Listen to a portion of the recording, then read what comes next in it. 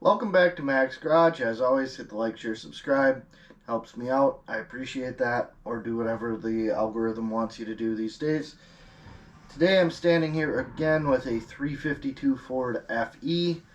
I am going to reassemble the short block. So cleaning this block did not quite go the way I would have liked it to. Had to kind of do some things that they are what they are. It will be fine. It's cleaned out. It's ready to go. But I had to clean this engine a couple times, do some stuff I'm not super excited about, and hopefully I was able to make a good video out of that and you have watched it before moving on to this one. There's one thing that I have not cleaned yet, and that is the crankshaft. And there's one thing I have not measured yet, and that is the rod bearings. So in today's video, we will be putting the crankshaft, rods, and pistons in this block. And along with that, I will also be showing you how to clean the crankshaft, or what spots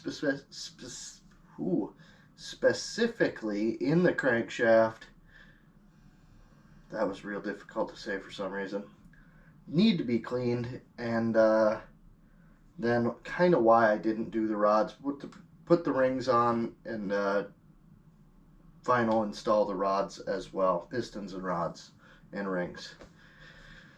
And I just realized I don't have a great ring compressor here today, but that's okay because I have a good enough one and it will go together without any major issues. That's what I'm saying. So far this engine has kind of been a fight. Sometimes they are. Sometimes they go pretty easy. Sometimes they are just slightly more difficult for some reason, and this one seems to want to be slightly more difficult. So hopefully everything goes smooth and we have an assembled short block. I may even put the cam and lifters in today. We'll see how that goes. So, all right, let's get started. Kind of the first thing I'm going to do is start setting the bearing shells back in. We had them laid out. Fantastic.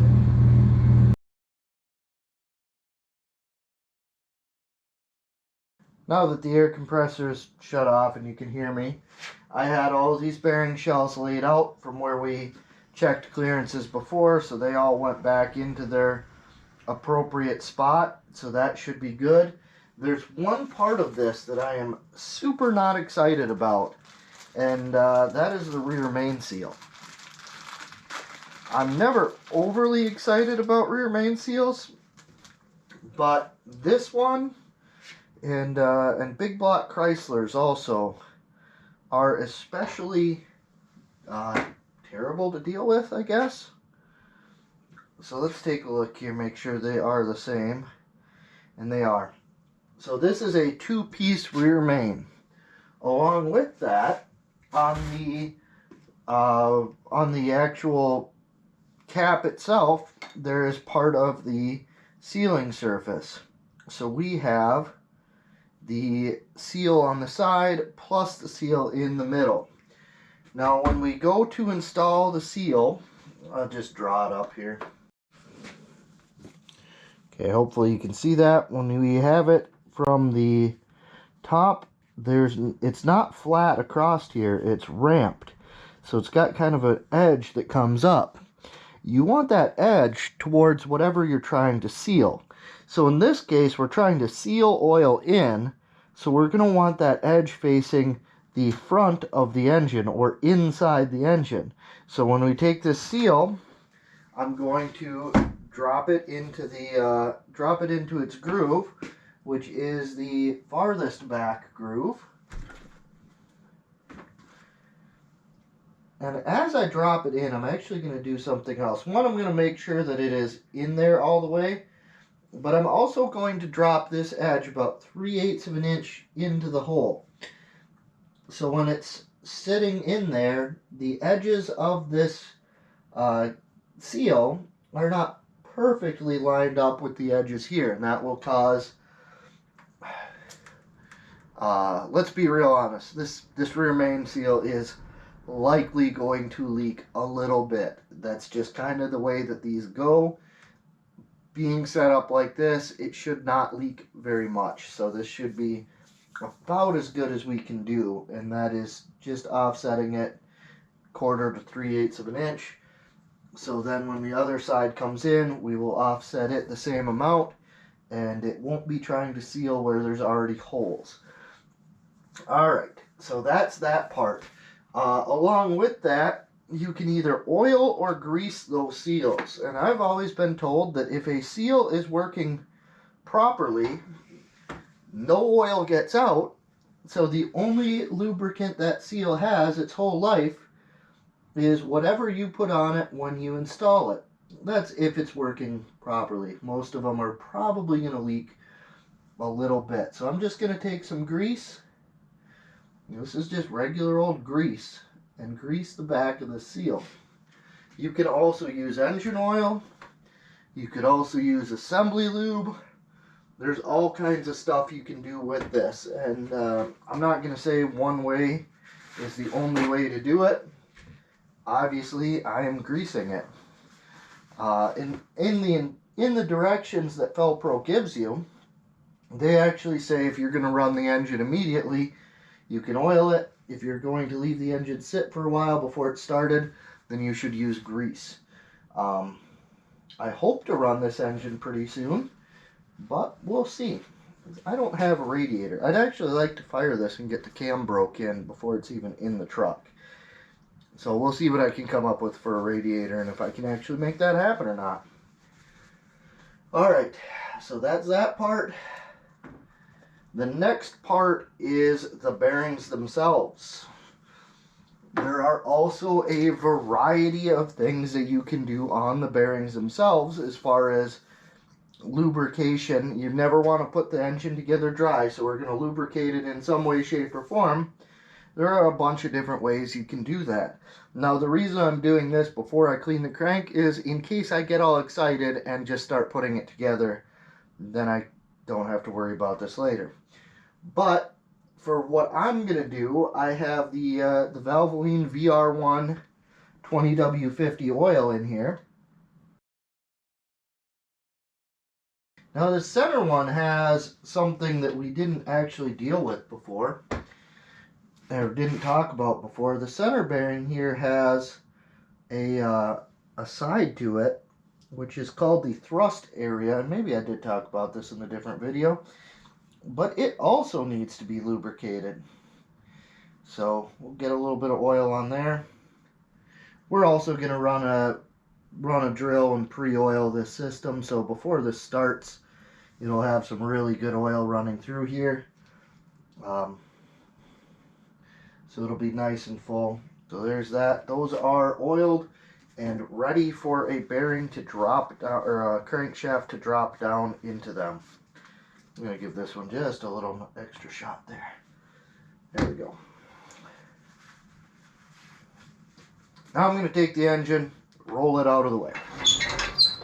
The next part we've got to clean here is the crankshaft itself. And honestly, this might be nastier than I think it was. It has been kind of open to the elements here. It's been sitting in the back room, which is not a very dirty area. But this is kind of on the dirty side. So one of the areas, and this crankshaft has been machined or turned, which means that they have removed metal from all of these shiny areas. So as you go to clean one of these, one of the big spots that often gets overlooked and can tear up an engine are these passages. So what these passages do, you can see the brush goes in here. Actually, it went in here, but in the scheme of an oiling system, the oil enters here and comes down and oils this. This is the main journal, this is the rod journal. So it comes down and oils that. And a lot of stuff came out of this top one. See what the next one looks like. Next one doesn't look as bad. Still not super clean, but it doesn't look super awesome. My plan was to use brake cleaner and these brushes and just kind of clean it up that way. And I'm going to try that. Be very careful. If this thing falls, it's junk. So You don't want to let this fall down because it will be scrap metal if it does that. I'm also going to kind of scrape the plastic gauge off of here. Not that the plastic gauge is really hurting anything, but might as well remove it. It's not doing anything positive either. Okay, so I'm going to take my brake clean, kind of point it in a direction where it's not going to hit anything.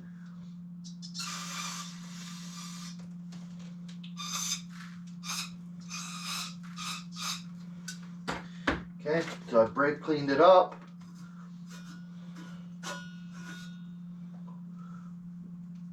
Run my brush through a few times. Hit it with brake clean again. Okay, call that one good. I'm going to continue on. I'm going to go through all of these. So like this one runs into this main. You can see the junk coming out of it. So yeah, there's some stuff in there.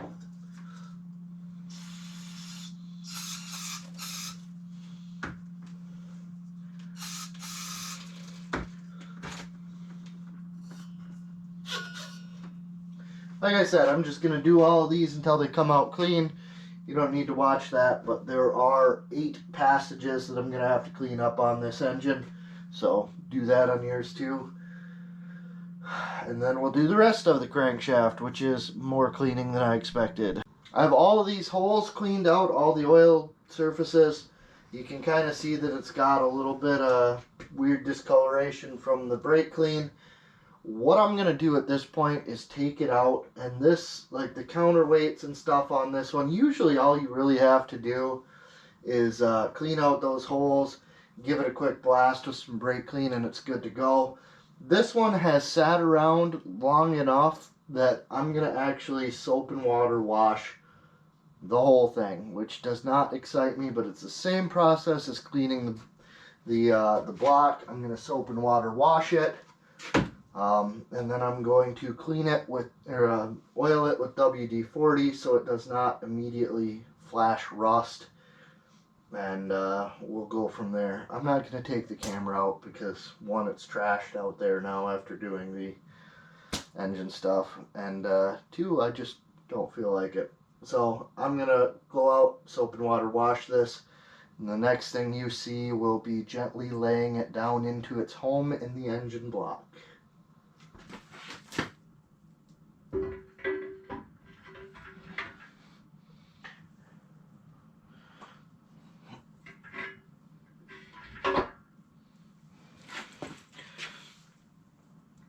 Alright, so it's down, it's in. Now it's time to start putting main caps on. Same thing with the main caps as I did with the bottom end of the block. Okay, we're going to put the same lubricant on the main caps. Not a ton, just a little bit. Make sure it is pointed the right direction, which it is.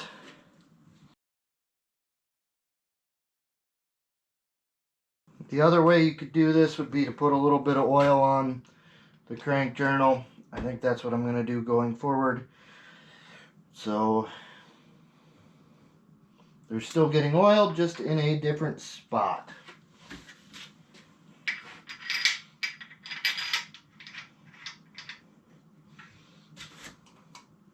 And I forgot a step. When we go to torque these, the specs are oiled bolts. So we'll put a little bit of oil on the threads. Not a lot, just a dab. Dab will do ya. Not that there's not a fair... There's already a fair amount of oil in the block. It'd probably be fine. But...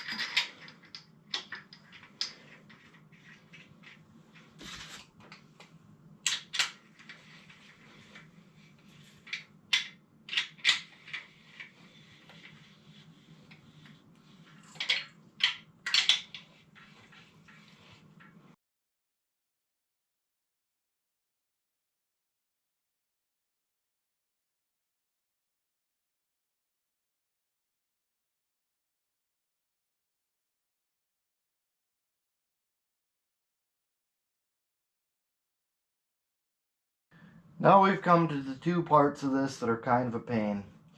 One, I've got to align this, and two, I've got to deal with the rear main seal on this engine. And I really find it odd that there is nothing between the two sealing surfaces. I mean, that just seems like a total recipe to leak. I'm going to go do a little bit of research on whether or not people put anything there or not. Maybe they don't. Maybe it just doesn't leak through that. I guess there is quite a bit of metal there. But I feel like there should be some type of rubber or light silicone or something through that area. I guess before I do that,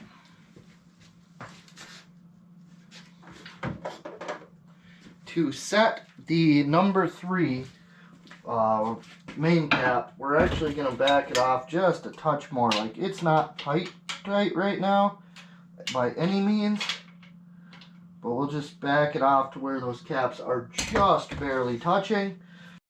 So before I pry on this thing, I actually went and cleaned my pry bar, but I'm going to take and go back. Let me snug that cap up a little bit more.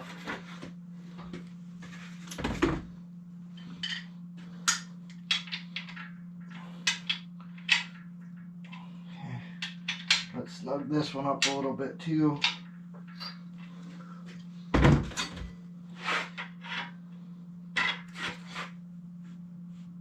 Okay, back, and then forward. And what that'll do is that'll align the thrust bearings there. I'm going to go ahead and lock this one down a little bit.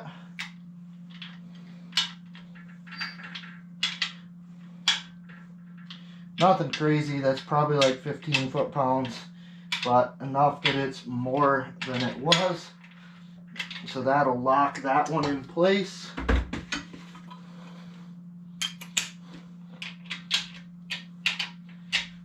I need to go look up this main bearing, or the rear main seal. Let me go do a little research. I'm not super confident on these ones. I don't think there's any sealant you put in there, but I also would not feel bad about putting just a touch of anaerobic in there. This part makes me legitimately nervous. I've cleaned this up the best I can. I've cleaned the cap up the best I can. I'm going to kind of go with what Felpro says to do, but I also went out and watched what Roush recommends, and yeah, it's just kind of gonna suck. So I also, along with that, have also got the, let me oil these before I forget about it.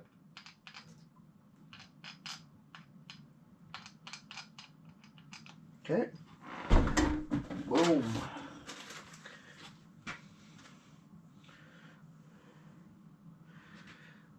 I also did a little bit of research on anaerobic sealant, and I see no reason that I can't put a little bit of this Loctite 518 in between these flanges. It sounds like it seals down to absolutely zero gap, so I'll be using a little bit of that. Let's go ahead and install the rear main seal. Actually, before I do that, let's get a little bit of Ultra Black RTV. Honestly, I'm just going to put some of it out on this rag right here because I'm going to use it a few times. So I'll just put a little dab of the Ultra Black RTV. I'm going to take just the ends of this, give them a little dab.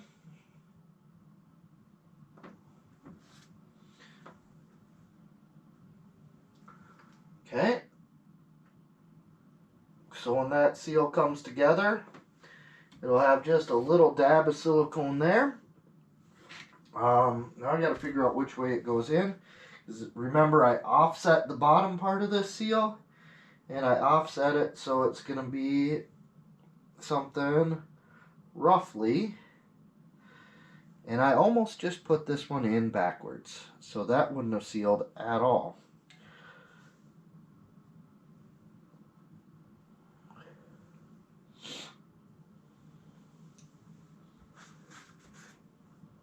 Okay, push that down into the cap a little bit, kind of compare it. I'm probably up a little bit.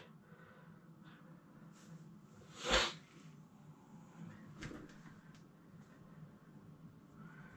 we'll reposition just a touch. Okay, so that looks a little bit the other way.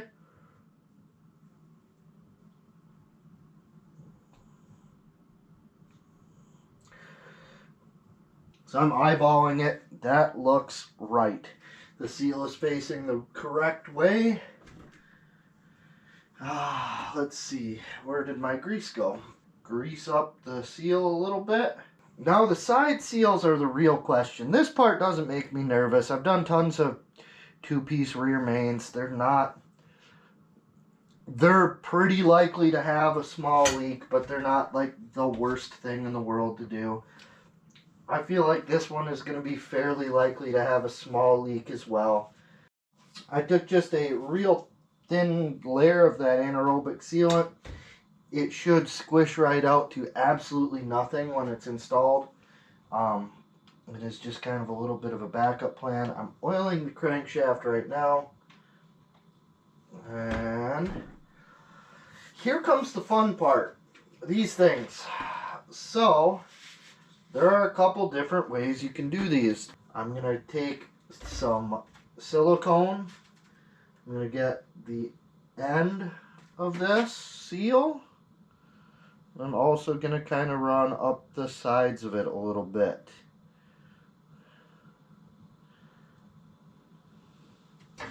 And then I'm going to install it into this seal groove here. And I'm also going to hit these areas a little bit. Okay. Well, I guess let's get the rest of this seal. Get the other one, do the same thing. It'll end up nice and silicone covered. That's fine. So with those things kind of pre-siliconed up, now I'm going to try to figure out how to set this down in here and not knock them out while I'm doing it.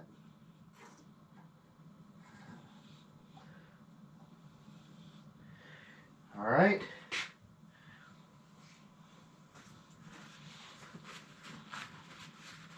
I don't want to get any of that down inside the engine, so I got to kind of clean my hands off.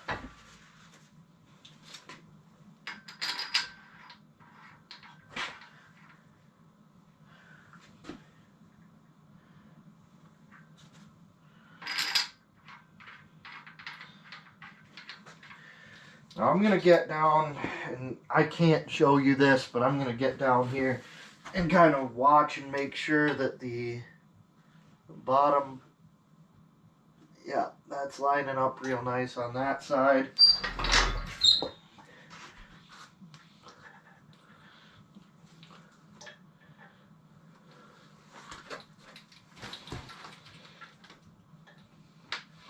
Really can't see this side.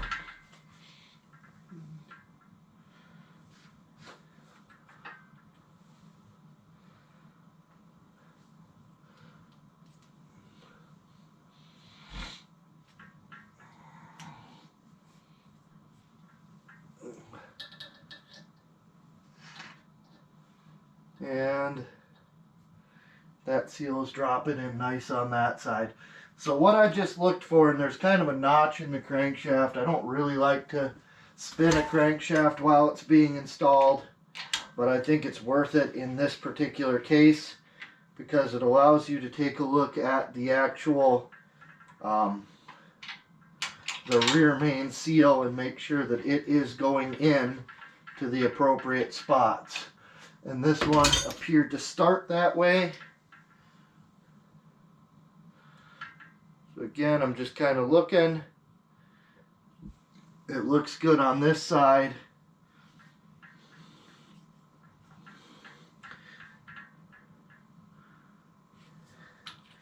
This one's going up in, and it's looking real good on this side.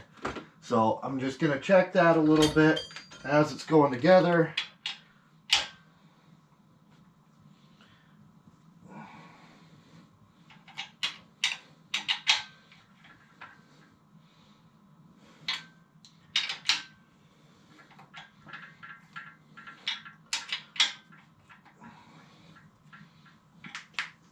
Oh, snap, crackle, pop. Okay, it's still going good there. The camera died while I was doing that. If I grab I don't know where they went, these instructions that came with the Felpro seal. Okay, so I've got these just kind of not really tight yet, just kind of snug. These things went all the way down. I've got these pins, they go to the outside. I'm going to just drive them in, which is going to tighten the seal up.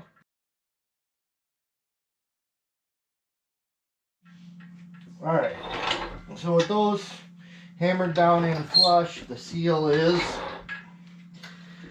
I don't really like it, but I don't really know that I can express how not excited to do seals with these side I am. They're just like guaranteed to leak. Hopefully it's not too bad. Somebody's going to be like, oh, I make them not leak all the time. Cool, that's fine. This one is hopefully not going to leak badly. So with that done, that rear is now on. Let's go ahead and just make sure all our caps are just snug. Final torque spec on these bolts is 105 foot-pounds, and that is, from what I can find, a oiled torque spec. So I'm going to do it in three steps. The lowest this torque wrench goes is 50. I probably would have started out at 45, but 50 and 45 are close enough. I guess realistically, just as tight as I could go with that, I can't think of the right name. Polish impact is what a lot of people call them. Speed handle. So tight, all the way tight with that speed handle is probably like 20 foot-pounds. I'm going to start in the center and work my way out.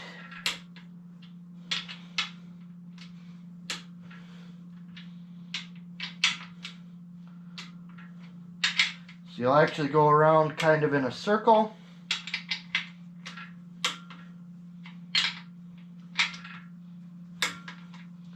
Some of these older engines, it's really hard to find good torque information as far as like sequencing and steps and specs. So you just got to kind of go with what is normal or standard. And that is it on these ones. So those are all to 50. I just went back through and checked them. Now I'm going to go to 75. So that was 50, 75,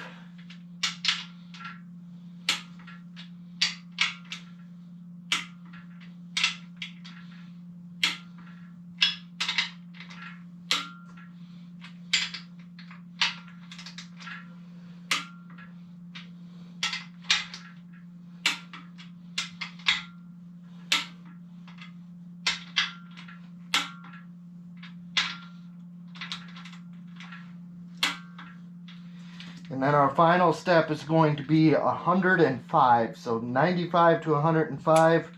I typically go to the higher end of that pattern. So 105.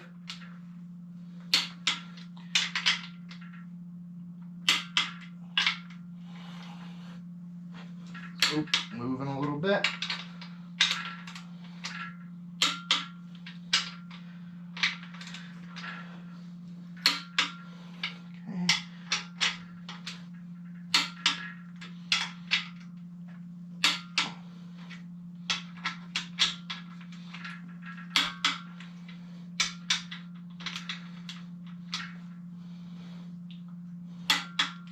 And then I usually come through after the last one and just make sure everything held, which should.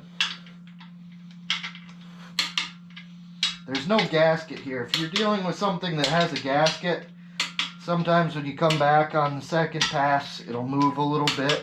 These are all metal to metal, with the exception of this rear one that I put a little bit of anaerobic on, but anaerobic squishes out really nice. So now we'll go ahead and zero my torque wrench back out because we're done with it for a little while.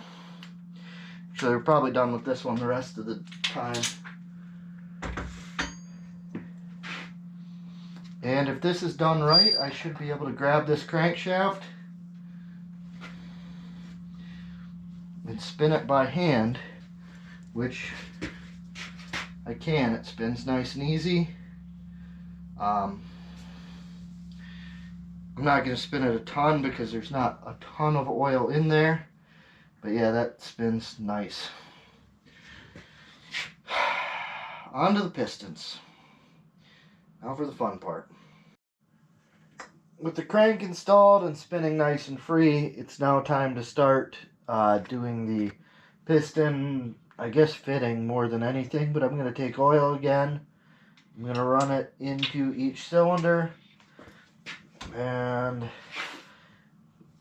basically just go ahead and rub it all over inside the cylinder, top to bottom. Up next is going to be kind of fitting the pistons, or making sure they fit, I guess, not necessarily fitting. So I'm going to pop the rod cap off. These bearings on this 352 are the same top and bottom on the connecting rod. So again, like the bottom end, there's a little tab that needs to go in place, and it just snaps in, kind of. Okay, so that snaps in, and then the other side snaps into the rod, just like everything else. Make sure you're staying nice and clean with all of this stuff. These rods have been reconditioned, the bearings are new, and the crank is freshly turned, so everything should be kind of good to go. We're going to go ahead and put this one in. The notch faces forward. The bearing is set into its home. The rod cap and rod are both numbered, so make sure that that is facing the same direction on both. We're going to take, I'm just going to use a little bit of rubber hose to protect the crankshaft journal. So I'm going to take just a little bit of rubber hose to guide it as it comes up into the cylinder. Now, because this has no rings on it right now, it is going to fit in very easily. And if I let go of it, it's going to fall back out. So now from there, there's two things I can do. One, I can just loosely install this cap, making sure that the one is up on both. Now I can grab my plastic gauge, grab my small chunk of plastic gauge like we used in the last video,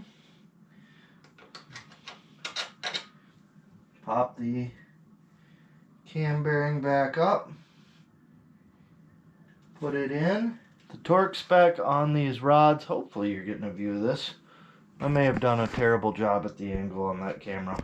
Okay, so I slid the piston up from the bottom. I've got my plastic gauge in. Realistically, I should be using something other than a breaker bar on my socket, but this is what I have set up to go, so it's what I'm using. Okay. Now I can let go of it because it's going to stay where it's supposed to be. I'm going to go ahead, torque this down. Torque spec is 40 to 45 foot-pounds. We're going to go to 45.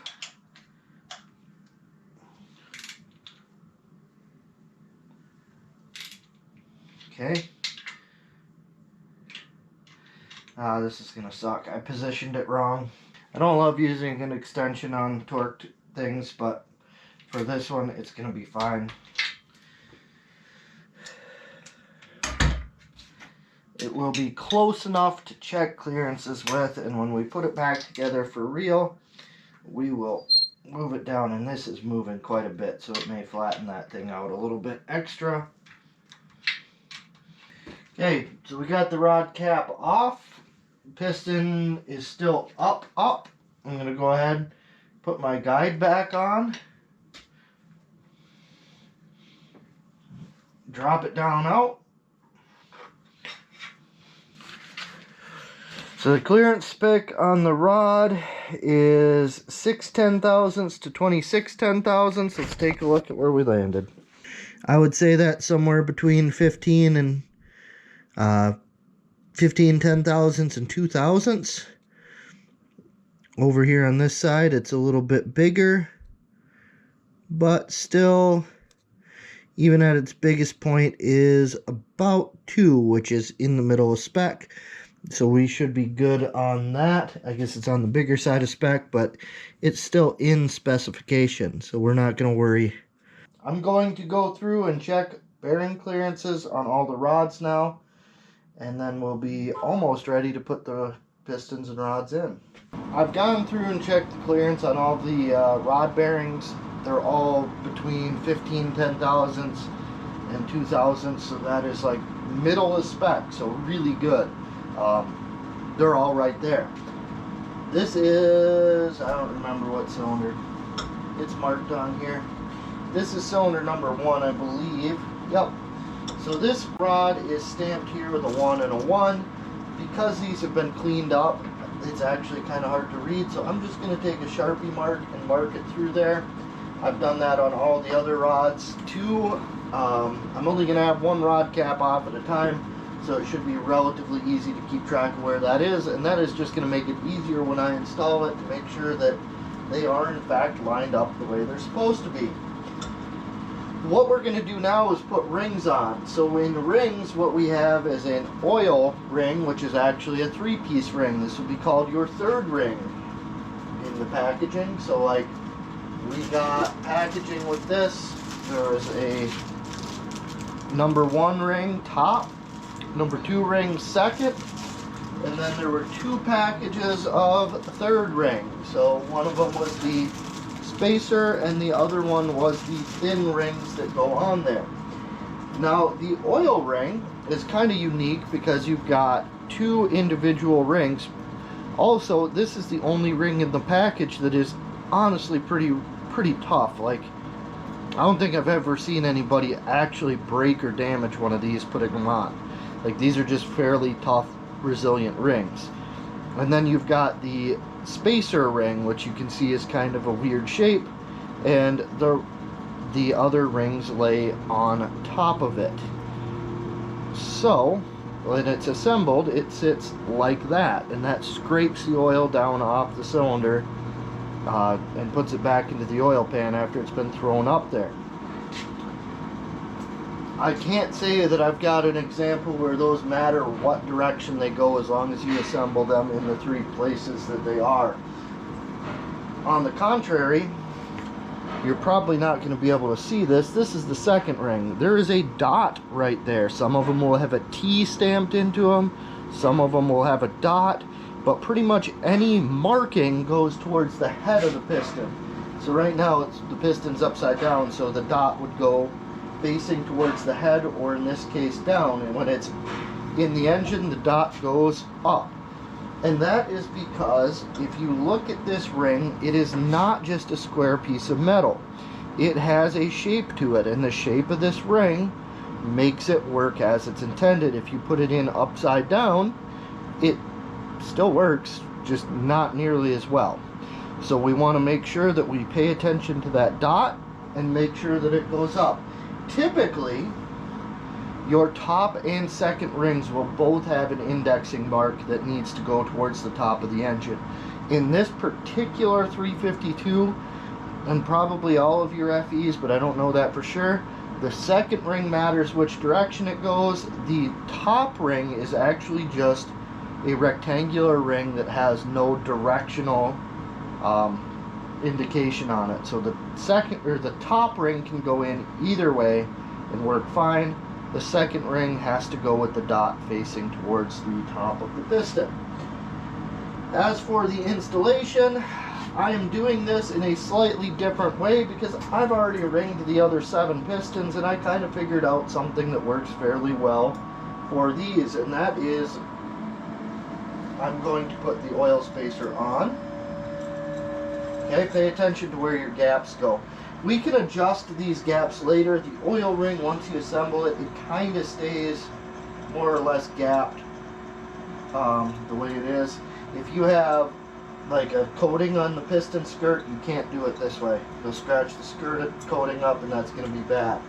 So I have put the spacer gap right here in line with this piston pin. I'll spin the piston around, so when I put the next ring on, this thin one, I'm actually going to drop it over the bottom. I've never really done this before, but it seems to be working really well on these pistons. And just kind of drop it over. And like I said, this is a tough ring. You have a hard time hurting it. I'm going to try to line the gap up with the edge of this piston here, or with the edge of the like flat spot on the piston here.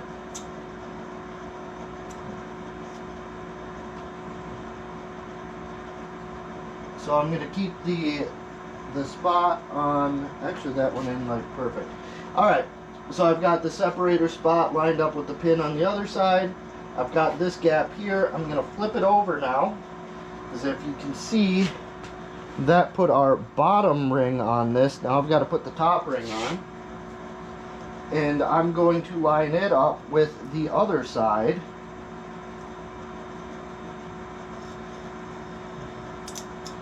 And just work it down like that. So now I've got one gap lined up here, one gap lined up here, so they are not straight across from each other. I may adjust that later. Honestly, I haven't looked up the orientation diagram for rings on this engine yet. Now for the second ring, the proper way to do this, if you listen to Hastings, is to actually get a ring expander that expands this out, and then you just drop it straight down over. The way I'm going to do this is the way that a lot of people do it, and that is to make sure the dot is facing up, which it is, and then I'm going to take this ring and kind of peel it around like this, and just kind of work it and work it around.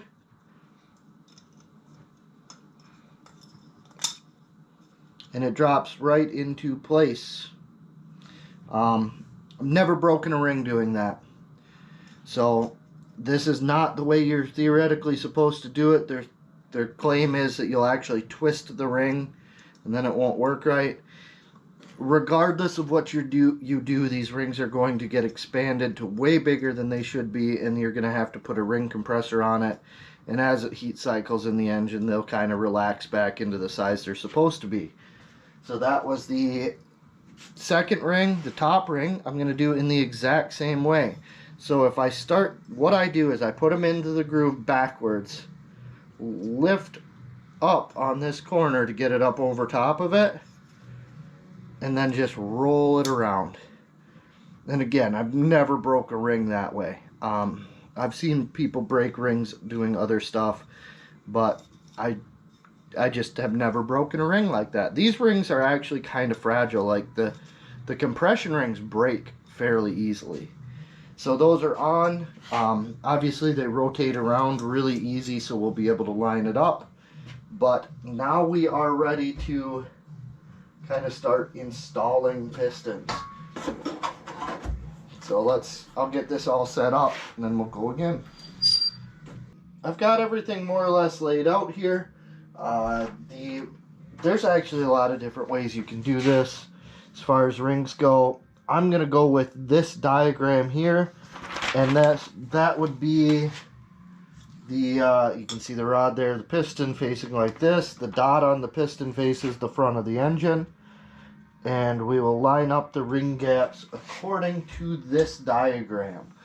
Now you've got a little bit of a window as to where they go. Some of the diagrams will have you put the rings on what is the thrust side of the bore, which would be here and here.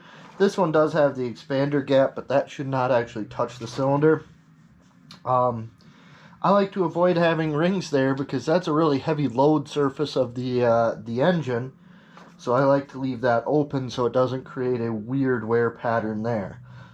The reality is that while these rings likely won't really spin once they're installed, they actually can a little bit.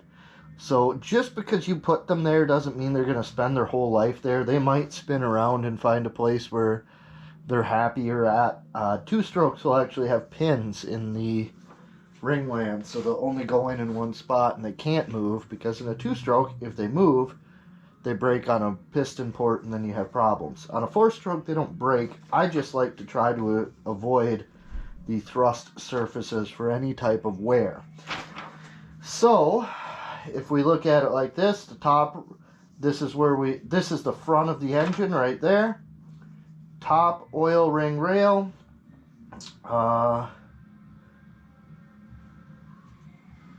Oil rail bottom gap. So I assembled it more or less so it's going to work, but I'm going to have to spin that whole assembly so it's like that. And then we line up the top ring on the back and the second ring farthest forward, and that spaces the rings out so that no gas should go directly through there. So there we go. That's how I'm going to do it. And again, there are several different ways you can line these up. Just search Google. You'll find all kinds of different diagrams and alignment specs, but I like this one, so I'm going to use it. So now that I've got my rings aligned, I'm going to take this oil ring, or this ring compressor, wherever I put it. I just learned something about this ring compressor today, and that is that it is quite old. It is probably as old or older than this engine. So the shop that I own now, I have tools from basically 4 generations ago shop-wise. This is one of them. Another one, I did a video on my battery charger. So I've got a battery charger from the mid-50s. This came out of the same shop as the battery charger. So it started out in a gas station, then it went to another shop, and then it came to this shop, and now I'm the second owner at this shop. So tools have been transferred throughout the years, and this is probably legitimately from the mid-60s or older. It's a Blue Point ring compressor. You can still buy one just like this. This one just happens to be rather old. When you look at these, and this one's a little bit wore out, but they'll have little notches. The little notches face down so that they will sit against the bore and don't get sucked down in while you're installing the piston. So before I put this on, I'm going to take a little bit of oil, and I'm going to oil everything up.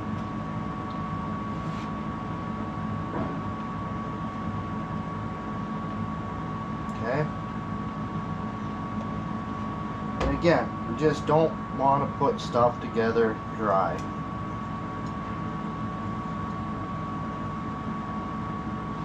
I have heard of some people using 2-stroke oil for this, which would kind of make sense because 2-stroke oil is intended to be burned, so that's kind of a thing when you're doing this stuff, or when you're doing engine work, especially when you're oiling up the rings. We'll oil up the skirts of the piston a little bit.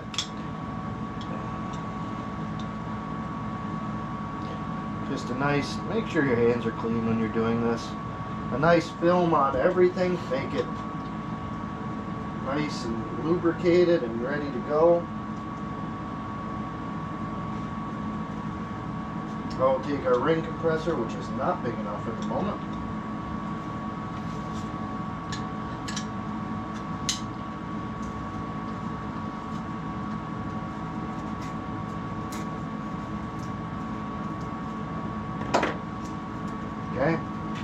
expand our ring compressor out, paying attention to which way it goes down.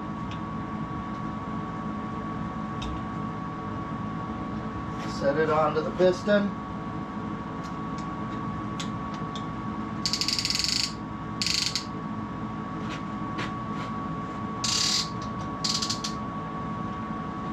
Okay, so I'll use this tool to just kind of tap it around, make sure it's going. Or I use this square drive to make sure it's actually in place. I squeeze down the rings pretty good.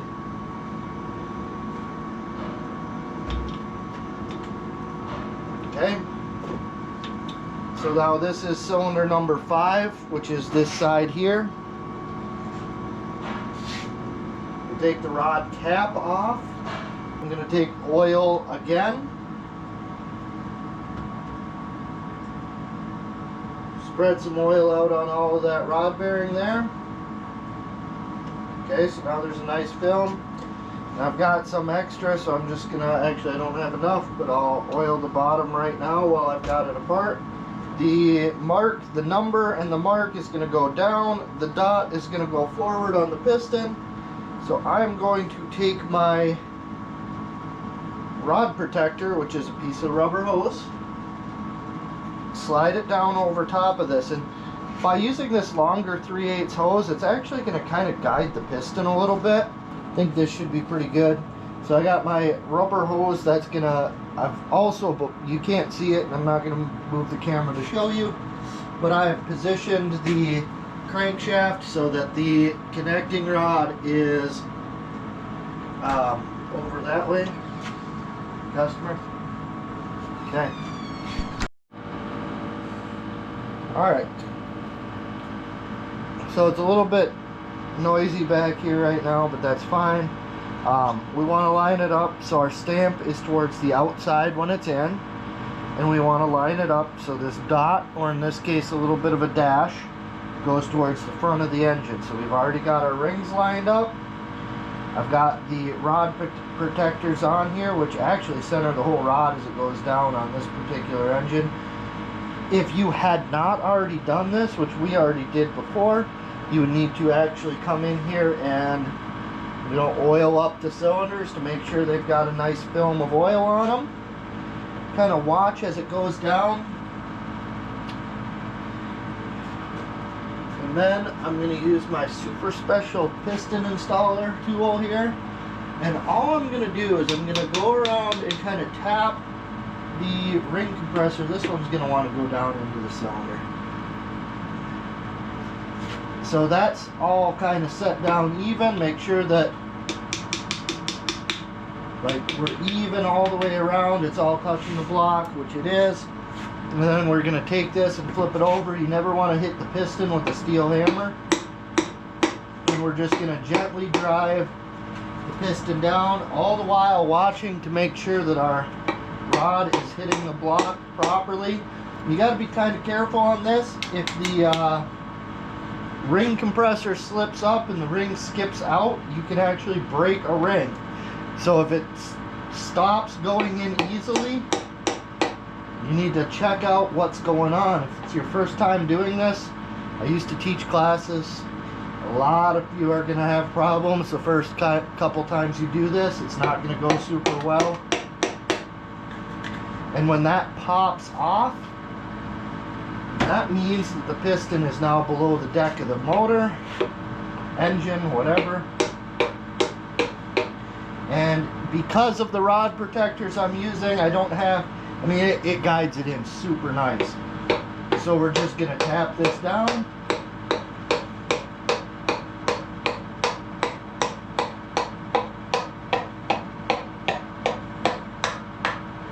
Okay, and it just kind of changed tone there. That means it's all the way down.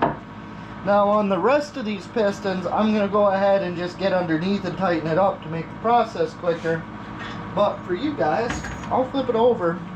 And this piston's not going to fall out. That's because the ring tension against the cylinder wall is holding it.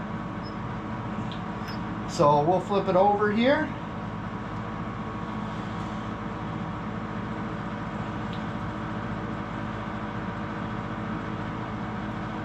Okay.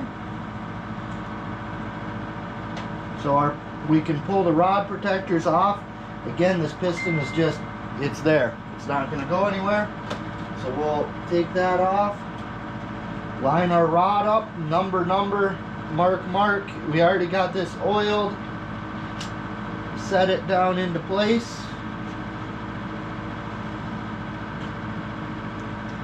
These threads, from what I can tell, are also actually supposed to be oiled a little bit. So we'll oil a little bit on there, a little bit on there. Oiled threads and dried threads on bolts do give a different tightening force. So like these ones being oiled will spin easier than they would have dry.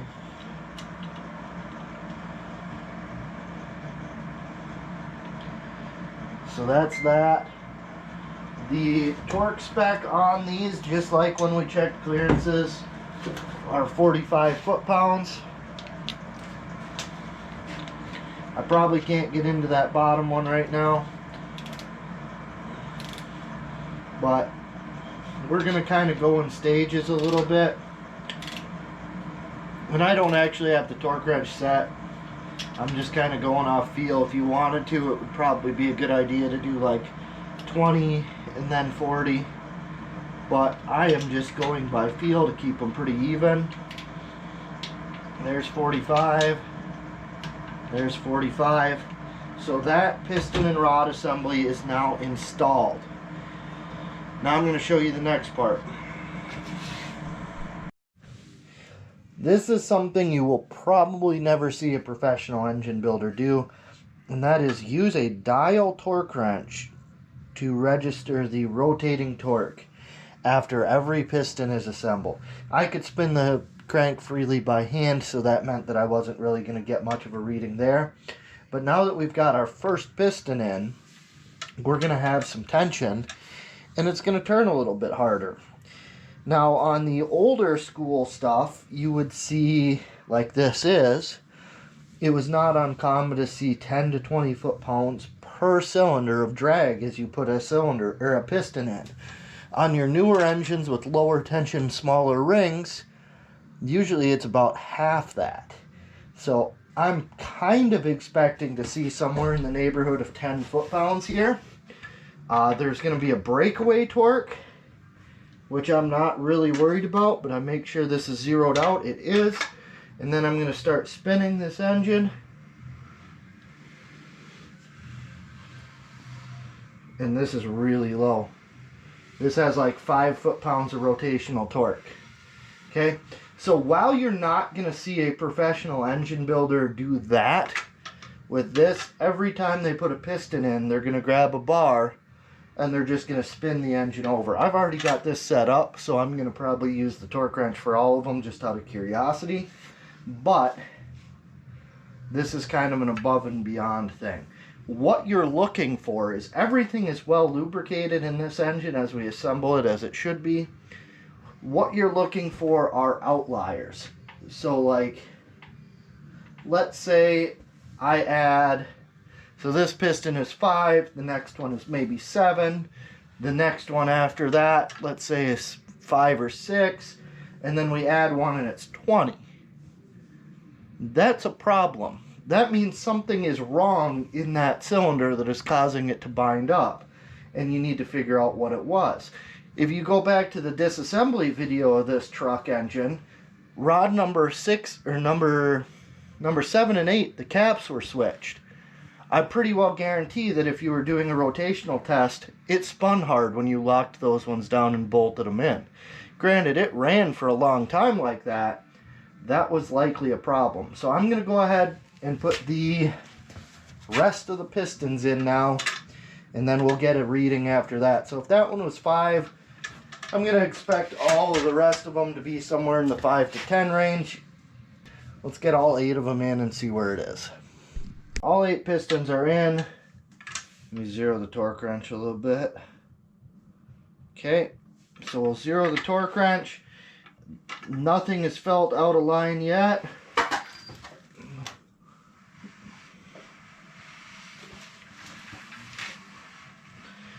And and we're getting somewhere around 25 foot-pounds of rotating torque. As I speed up and slow down, it changes a little bit, but right around 25 foot-pounds, that's well within spec. So engine rolls nice and smooth. I've got the engine upside down again. I got interrupted roughly 12 times while installing these 8 pistons. So I just went through and I rechecked the torque on every single one of them. That's not something you'll probably have to do because it won't take you 7 hours to put pistons in. Getting interrupted a bunch while you're doing it. The other is something we should have done quite a while ago, and that is to check the crank end play. So I've got a dial indicator set up. I've got it zeroed. Spec is 4 to 8 thousandths of an inch. So we've got it zeroed, pushed back, pushed forward, and it's on the big side, but it's right there. So we're right at 8, and that comes back to 0. So that's what we've got. We've got 8 thousandths of an inch of end play. That's within spec. Next time this engine gets rebuilt, this crankshaft is going to need replaced. If that happens. Like, realistically, this engine lasted 90,000 miles. Probably the last 20,000 it had some running issues. So this one will theoretically last also 60 to 75,000 miles. And at that point, that truck will be very, very old, because my guess is it'll get about 2,000 miles or less per year. So this is likely the last time this engine will need to be rebuilt. But if it does in the future, crankshaft end play is set by these bearings in the center and the crankshaft. This crankshaft has been turned. I would replace this crankshaft next time. So yeah, that's all I'm going to do in this video. There was actually kind of a lot of information. I haven't started to edit it, but this one probably turned out to be quite long. In the next video, I will install the cam, lifters, timing chain. We'll see. Maybe cylinder heads. I don't know. Depends on how far we get. Probably just cam, lifters, timing chain, and I'll call it good for the next one. And then in the one after that, we'll do cylinder heads and more. So, as always, if you like what you saw, hit the like, share, subscribe. Man, I lagged out for a minute on that one. But, yeah. Alright. Cool. See you later.